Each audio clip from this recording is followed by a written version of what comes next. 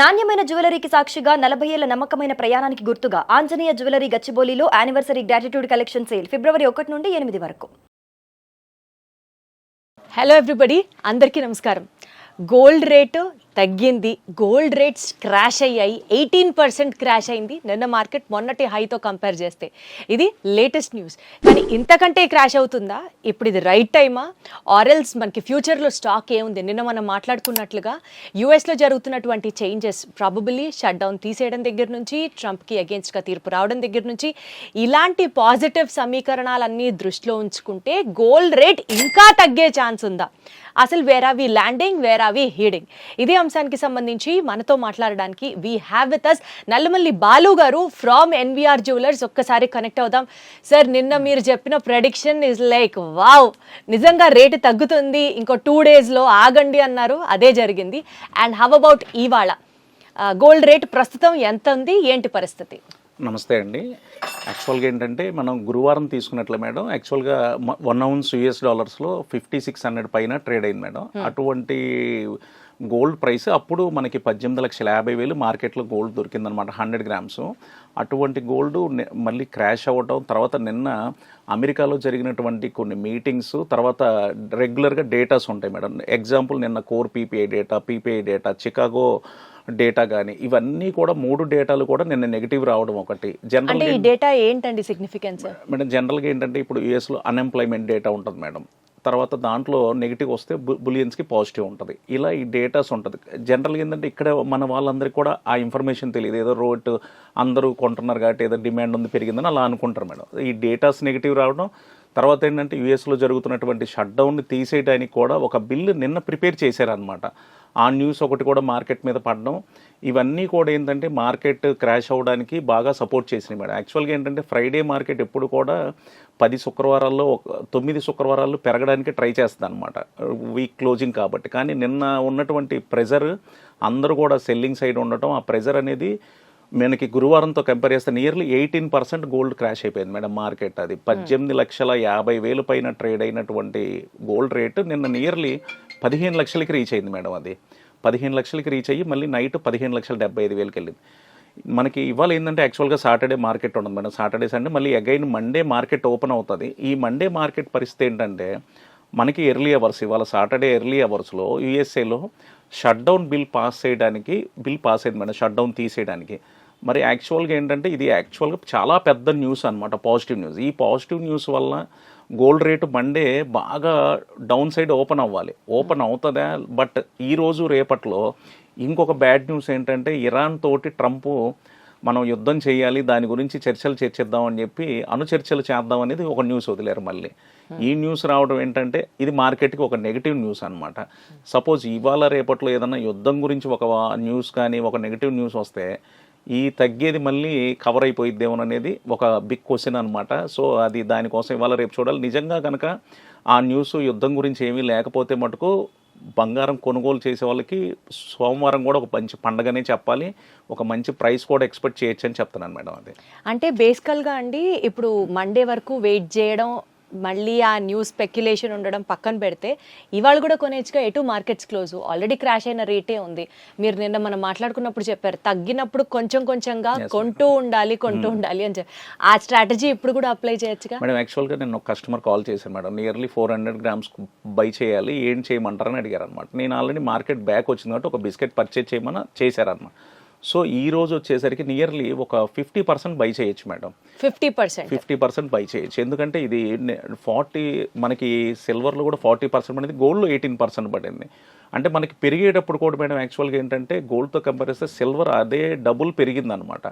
So gold 18% పడింది కాబట్టి ఈ రోజు వరకు కూడా మేడం మార్కెట్ ఇన్ని సంవత్సరాల్లో 18% గోల్డ్ ఒక 1 అవర్లో క్రాష్ అవ్వడం అనేది రికార్డ్ మేడం యాక్చువల్గా.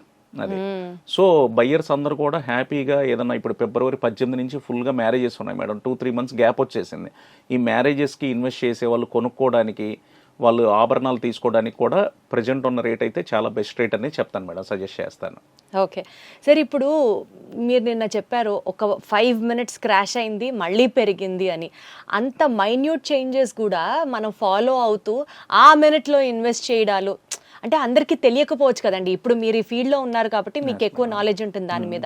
అలా ఎప్పుడు క్రాష్ అయింది, ఎప్పుడు పెరిగింది, మనం ఎప్పుడు ఇన్వెస్ట్ చేయాలని నిత్యం మానిటర్ చేసుకుంటూ ఉండడానికి కుదురుతుందా? మేడం జనరల్గా ఏంటంటే మనకి గూగుల్లో కానీ జనరల్గా ప్లే స్టోర్లో మనీ కంట్రోల్ అనే ఇలా యాప్స్ ఉన్నాయి మేడం. మనీ కంట్రోల్ యాప్స్ ఇలాంటి చాలా యాప్స్ ఉన్నాయి మేడం. ఈ యాప్స్ మనం ఒకసారి డౌన్లోడ్ చేసుకుంటే దాంట్లో మార్కెట్కి సంబంధించి లైవ్ అప్డేట్స్ మేడం, ప్రపంచం మొత్తంలో కూడా ఏం జరుగుతుంది ఏంటి ఇటువంటి న్యూస్ అంతా కూడా వస్తుంటుంది. తర్వాత సిఎన్బిసి ఛానల్స్ ఉన్నాయి వాట్సాప్లో, దాన్ని కనుక ఫాలో అయితే దాని మీద కూడా ఎప్పటికప్పుడు సిఎన్బిసి ఇంటర్నేషనల్ ఎప్పటికప్పుడు మనకు అప్డేట్ ఇస్తుంది.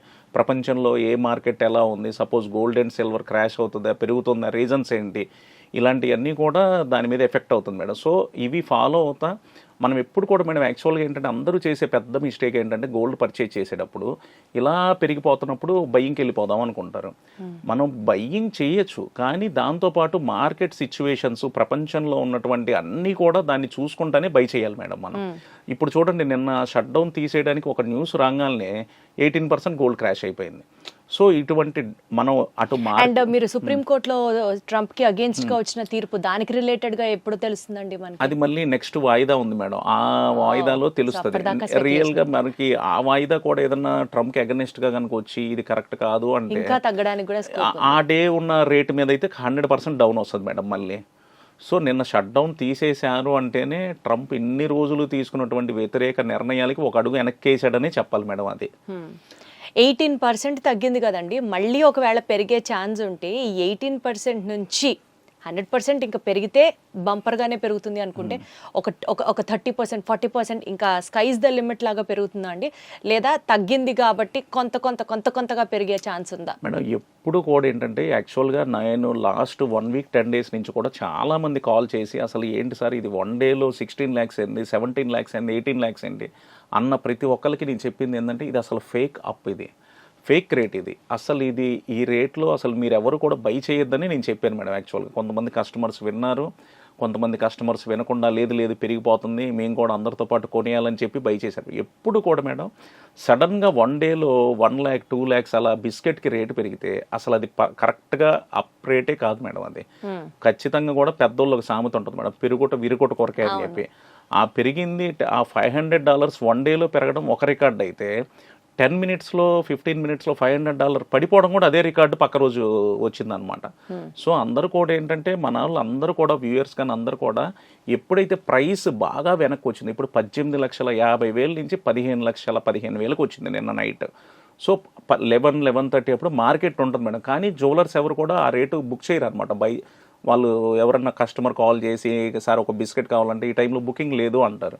సో ఇప్పుడు ఇవాళ 15 లక్షల చిల్లరే ట్రేడ్ అవుతుంది, 15,80,000 90,000 దగ్గర ట్రేడ్ అవుతుంది కాబట్టి ఖచ్చితంగా ఈరోజు ప్రైస్ బై చేయొచ్చు మేడం. అది బట్ అదర్వైజ్ అండి, ఇప్పుడు కొనుక్కునే వాళ్ళకి స్తోమతున్న వాళ్ళకి ఆ రేట్లో పెట్టి కూడా బంగారం పెరిగితే కొంటారు, సరే ఇన్వెస్ట్మెంట్ పరంగా పక్కన పెట్టేద్దాం. ఆర్నమెంటల్ గోల్డ్ ఎక్స్పీరియన్స్ చేయాలనుకున్న వాళ్ళకి, మధ్యతరగతి ఫ్యామిలీస్ వాళ్ళకి కానీ ఇంట్లో పెళ్లి జరిగినా ఏ శుభకార్యం ఉన్నా ఇంత రేట్ పెరుగుతూ ఉంటే అసలు what is the future of gold అండి?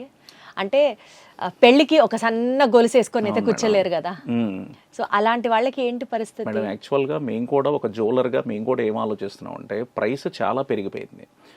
అంటే నేను ప్రాక్టికల్గా ఒక చిన్న ఎగ్జాంపుల్ చెప్తాను మేడం. 20 years బ్యాక్ ఒక ఎంప్లాయీకి మనం 5,000 శాలరీ ఇస్తే వాళ్ళ ఇంట్లో ఏదన్నా ఒక మ్యారేజ్ ఉంటే ఒక 2 సవర్లు 2 కాసులు ఆ రోజు గిఫ్ట్ ఇవ్వగలడు అతను, ఒక 2 months శాలరీ పక్కన పెట్టి. 20 yearsకి గోల్డ్ 25 times అయిపోయింది. అదే 20 yearsకి ఒక మిడిల్ క్లాస్ లేకపోతే వాళ్ళ ఇన్కమ్ 25 times అవ్వలేదు మేడం, ఒక 5 to 7 times అయింది. వాళ్ళకి కొనాలంటే ఈరోజు నిజంగా చాలా భారం అనమాట. ఇటువంటి వాళ్ళ కోసం ఏం చేస్తున్నాం అంటే మేము ఒకప్పుడు ఏంటంటే మనం 916 22 carats ఐటమ్స్ చేసాం మేడం. ఈరోజు మనం దాన్ని 14 carat 18 caratలో మనం చేసి, అంటే వాళ్ళకి ఏంటంటే ఐటమ్ కనపడాలి. రెండోది ఏంటంటే 916లో 3 కాసులు వేస్తే 14 caratలో 2 కాసుల్లోనే చేయగలం ఆర్నమెంట్. కొంచెం గట్టిగా ఉంటుంది కాబట్టి మనకి క్యారెటైజ్ తగ్గినప్పుడు.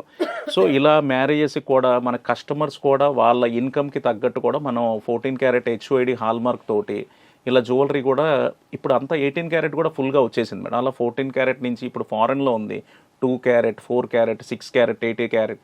అయితే మనకున్న ఏంటంటే మనకి బాగా పచ్చగా ఉండాలి మేడం. సౌత్ ఇండియన్స్ అందరికీ కూడా ఒక జ్యువెలరీ బాగా పచ్చగా ఉంటుంది. కాకపోతే ఇప్పుడు ఏంటంటే ట్రెండ్ మారిపోయింది మేడం. ఇప్పుడంతా యాంటిక్ పాలిష్ వచ్చేసింది.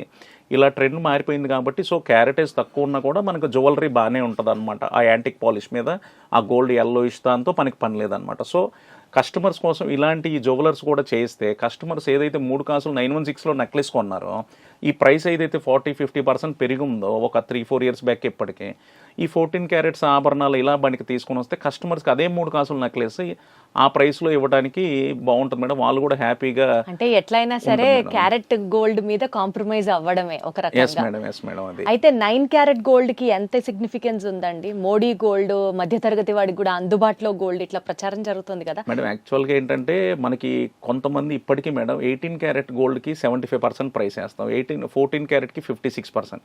మనం ప్రైస్ కలెక్ట్ చేసేది వాళ్ళ దగ్గర ఆ క్యారెటేజ్కి. కానీ ఏంటంటే కస్టమర్ భయపడతారు. ఎగ్జాక్ట్లీ. సార్ 18 క్యారెట్ అమ్మో మాకు వద్దండి, 916 ఇవ్వండి సార్, 14 క్యారెట్ వద్దు సార్ అని చెప్పి భయపడతారు. అలా భయపడాల్సింది ఏమీ లేదు మేడం. యాక్చువల్గా ఏంటంటే వాళ్ళు ఏదైతే పర్సంటేజ్ గోల్డ్ మనం ఇస్తున్నామో దానికి మనం డబ్బులు తీసుకుంటాం అనమాట. రేపు ఎక్స్చేంజ్ అప్పుడు కూడా విత్ హెచ్ఓఐడి వేసి హాల్ మార్క్ 9 క్యారెటేజ్ ఏంటంటే త్వరగా మన ఇండియన్స్కి ఇంకా అలవాటు పడలేదు, ఇంకా యాక్సెప్ట్ చేయరు మేడం. అది అదేంటంటే ఏదో సోషల్ మీడియాలో సవర్ బంగారం ఎంత వచ్చిందని ఏదో వైరల్ చేసుకోవడానికి వేసే న్యూస్ తప్పితే ఆ ఐటమ్ ఇంకా మనకి ఇంకా రాలేదు మేడం. అది సో బేసికల్గా అండి 14 క్యారెట్ అయినా 18 క్యారెట్ అయినా దానికి కూడా హాల్ మార్క్ ఉంటుందా? అంటే ఇప్పుడు మనకి బంగారం అనేది ఒక భరోసా లాగా చూస్తారు కదా, అవసరమైన సమయాల్లో బంగారం తాకట్టు పెడితే డబ్బులు వస్తాయి అన్నట్టు. అలా 14 క్యారెట్ అయినా 18 క్యారెట్ మీద కూడా మనకి హాల్ మార్క్ ఉంటుందా? We're okay for it? Yes madam. మీరు చాలా మంచి క్వశ్చన్ అడిగారు మేడం. ఇదేంటంటే చాలామంది తెలియక ఒక ఫేక్ హాల్ మార్క్ నమ్మేయటం, ఈ మనకి బందర్లో సీల్ పోగర్స్ అని వస్తాయి మేడం, అవి తీసేసుకొని ఒక ఫేక్ హాల్ మార్క్ వేసేసి నాలెడ్జ్ లేని వాళ్ళకి ఇదిగోండి ఇదే హాల్ మార్క్ అని చెప్పి ఒక ట్రయాంగిల్ని చూపించేసి కూడా జ్యువెలరీ అమ్ముతున్న షాప్స్ ఉన్నాయి మేడం కొన్ని వాళ్ళ విలేజెస్లో కానీ ఎక్కడైనా కానీ.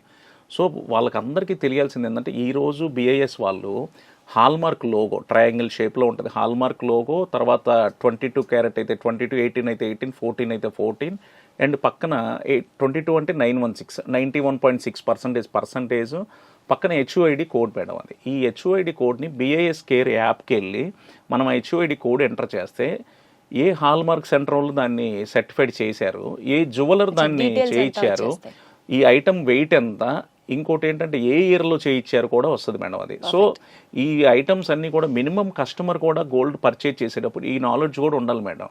ఇదంతా ఉంటే ఎక్కడ కూడా కస్టమర్ ఐటమ్ కొనేటప్పుడు మోసపోవడానికి ఛాన్సే ఉండదు మేడం. అది గాట్ ఇట్ అండి.